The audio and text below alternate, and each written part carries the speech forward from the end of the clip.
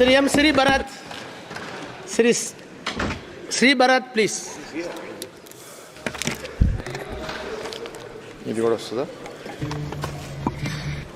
Thank you, sir. This is my first speech in the Parliament. I've heard many learned members speak today, and I'm not as prepared for countering many of the things that were said, but I think as we speak in the future, I'll learn from it.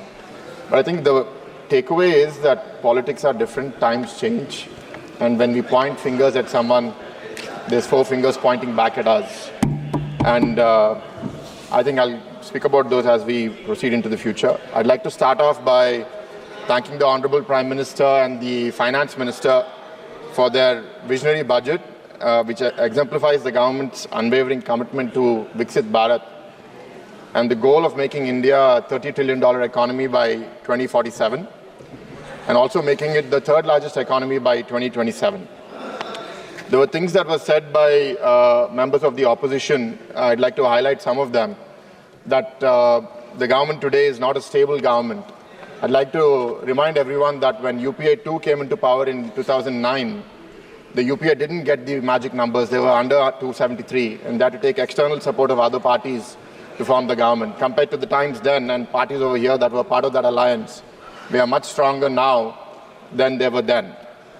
I'd like to also highlight that what we're doing now is the alliance is based on pre-election agreement between the political parties, and we've all come together based on the needs of our respective states. And I'll come back to why Andhra Pradesh needs help and what the challenges we've faced over the last 5 years. But I'd like to highlight certain aspects of the budget, I think, which will help us become Viksit Bharat by 2047. I'd like to start off with the focus on infrastructure, on capital expenditure. The 11.11 crores that have been committed to capital expenditure is about 12% greater than what there was committed last year. And I'd also like to appreciate the 1.5 lakh crores that have been given interest-free for multiple states across the country to leverage to build their own infrastructure. I'd like to also acknowledge the budget given for rural Bharat through the allocation of 2.66 lakh crores.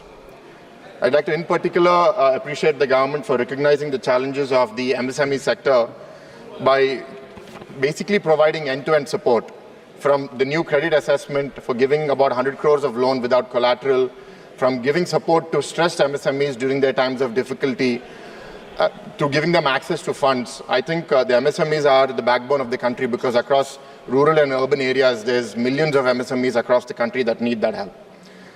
But through this development, we are not leaving people behind, because there are allegations of price rise and inflation. I'd like to remind here that the average inflation in the NDA government over the last 10 years has been about 5% as per the World Economic Outlook.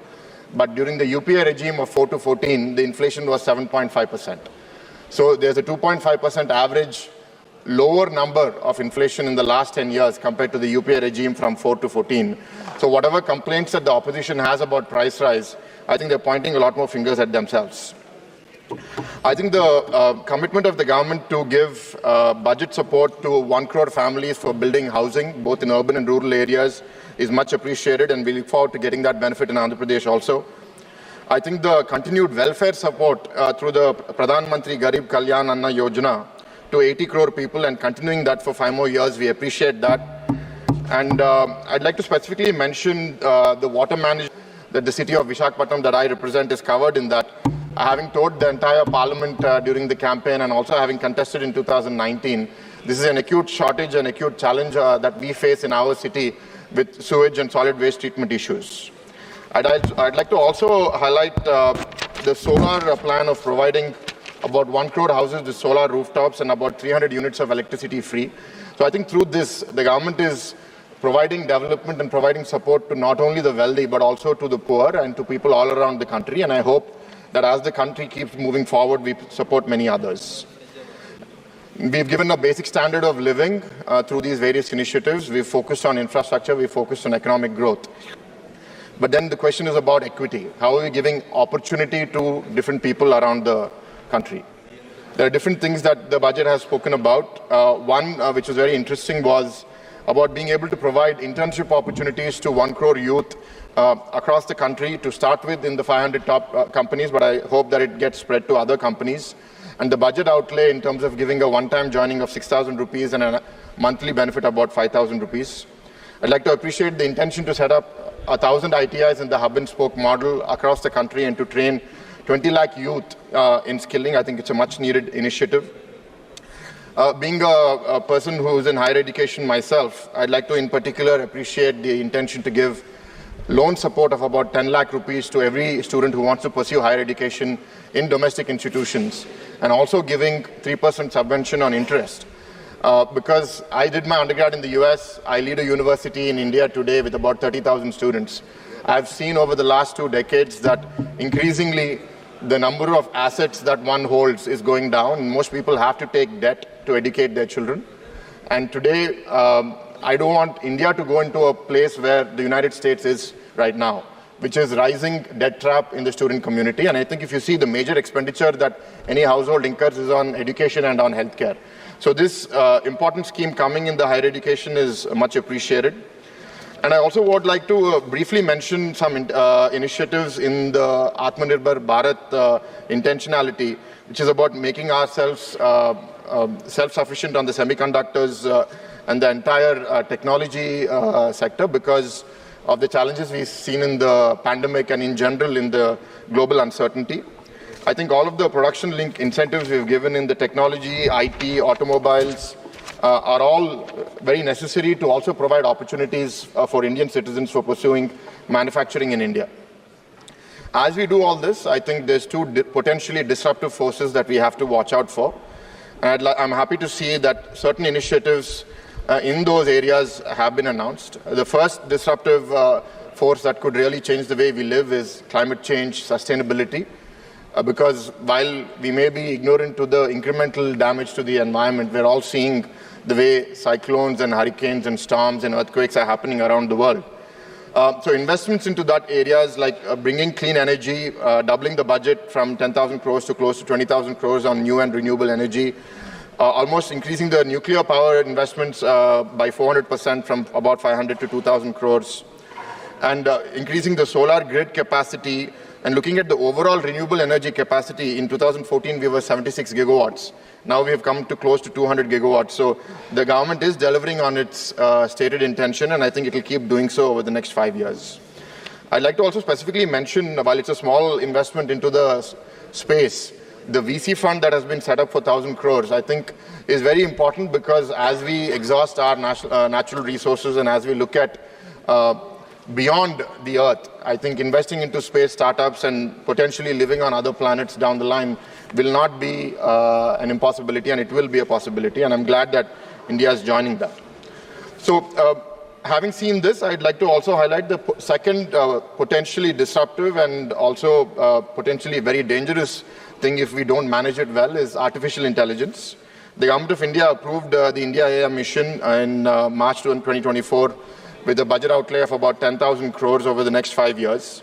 I'd like to request that we put specific focus and research on the impact on the labor markets through the advancement of AI, the regulations we need to put in place to ensure that AI doesn't overtake the way our labor market functions, and also to invest into research on how we skill our workforce to deal with AI in the future. As far as the state of Andhra Pradesh is concerned that I represent in the Parliament of Visakhapatnam, I'd like to specifically appreciate the Honorable Finance Minister Nirmala Sitharaman ji and our Prime Minister Modi ji for the support of 15,000 crores that's been announced for Amravati in the current financial year, and the commitment to allocate more in the coming years, because Amravati is a project that's very historic and unique. We've received about 33,000 acres from over 30,000 farmers without taking a single rupee upfront, with the trust that we will develop and give back a world-class capital. But due to the damage of the last 5 years in the previous government, we've lost that ability to do it. So we need the support of the centre, and we appreciate the centre's response to that. Also, we'd like to appreciate the government's stance on Polavaram and saying that it's not just the lifeline for Andhra Pradesh, but a lifeline for the country because it can provide food security for the entire country. And really appreciate the government's commitment to financing and ensuring the early completion of Polavaram irrigation project in the state of Andhra Pradesh. As far as industrial development and infrastructure goes, There was mention of the Koparthi node, the Orvakkal node in the Visakhapatnam-Chennai industrial corridor and the Hyderabad-Bangalore industrial corridor. We'd like to work closely with the central government in ensuring that these are a reality in the very near future. We'd like to appreciate the grants for the backward regions, Rayalaseema, Prakasham, and North Coastal Andhra, which I represent, getting the grants continuously over the next 5 years. And we look forward to overall getting all aspects of the AP Reorganization Act being implemented in letter and spirit, and we appreciate the Finance Minister for that support. I'd like to also specifically mention something that was mentioned in the beginning of the the budget speech and somewhere in the middle, which is about the seafood exports. Andhra Pradesh now exports close to 40% of the seafood in India out of the $8 billion industry. And there is significant challenges in terms of what the farmers face in terms of access to the shrimp broodstocks. So the two things that were mentioned was, one, starting a breeding center for shrimp broodstocks in the country will really mitigate the production volatility and provide the livelihood stability for thousands of aqua farmers in our state, and also providing NABARD financing for not just the shrimp farmers, but for the processors and for the exporters. So we thank the government for that support. And I'd like to highlight here to all members of the House, why does Andhra need this support? The state was divided in 2014. I'd like to remind everybody in the House, the division, according to us, was done unscientifically. And for the first time in 2014, Andhra Pradesh had a deficit budget after 8 years of continuous positive budgets. And even the revenue distribution that was done was not done fairly, it was unequal. And these are multiple challenges.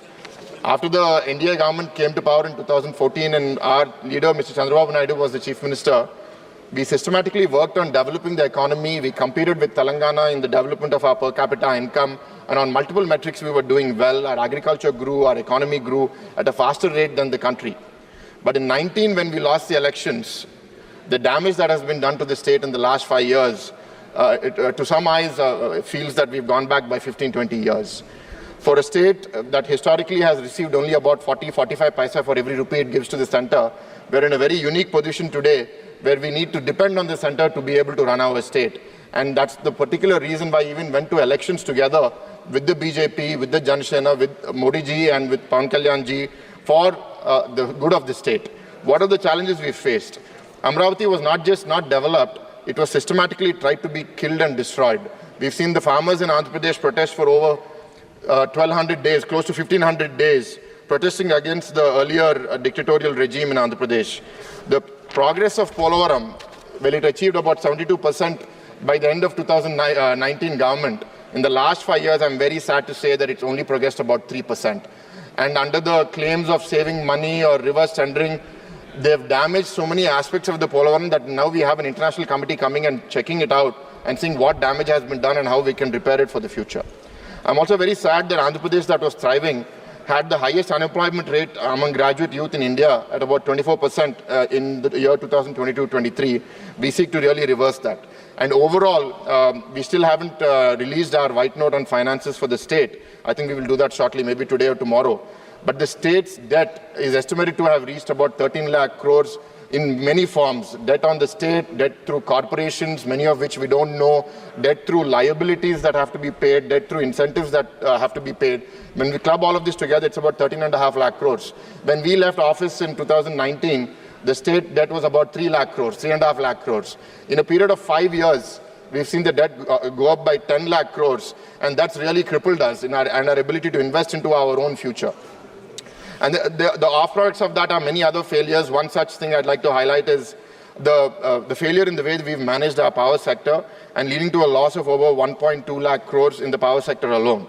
I can keep going on and on, but I think the people of Andhra Pradesh have recognized these failures in governance. And when we came together, the BJP, Jan Sena and TDP, and we went to the people that we need to beat this dictatorial regime, they have given us a historical mandate of 164 seats out of 175 seats.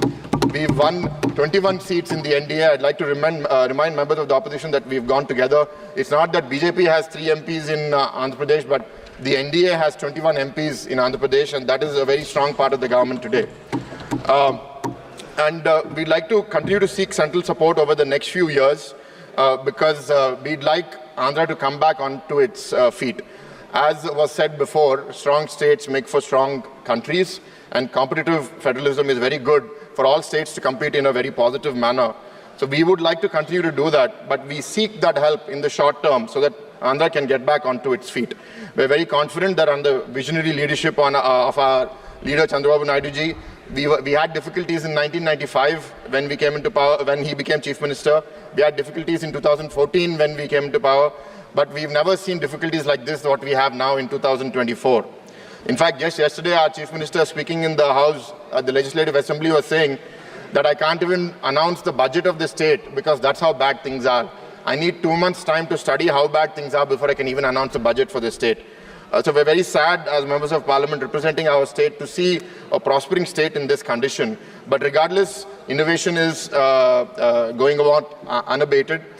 Similar to the skilling commitment of the central government, Andhra Pradesh has taken on this very innovative decision to do a skill census to measure the requirement of skills and the availability of skills in all districts of Andhra Pradesh and use that information as a basis for skill development, as a basis for employment, as a basis for investment into the state of Andhra Pradesh, and we will continue to do so. There are many other things that I'd like to speak, but I'll just end with a few things and coming back to a few things concerning my parliament, Visakhapatnam. The government has recently announced the intention to overhaul 200 state-run firms and shift the focus away from privatization and towards enhancing intrinsic value. I request the Honorable Finance Minister to include the Vizag Steel Plant among these state enterprises, and we will provide all our support from the state government to bring it back on its feet and really deliver on providing steel to the country. We'd like to continue to coordinate with the government on the speedy establishment of the South Coast Railway Zone, and I look forward to whatever budgetary allocation that is required for that. And this gracious allocation, I would like to end my speech by saying that this gracious allocation for a state like Andhra Pradesh is very well received by the people of Andhra Pradesh, especially in the despair that we've been in the last 5 years. We'd like to acknowledge our Prime Minister, Narendra Modi ji, and our Finance Minister, Nirmala Sitharaman ji, for recognizing this need and respecting the judgment of the people of Andhra Pradesh. And I look forward to participating more in this August House in further debates. And I thank the Honorable Chairman for the time given to me to speak today. Thank you. Thank you. Shri Dinesh Chandra Yadav.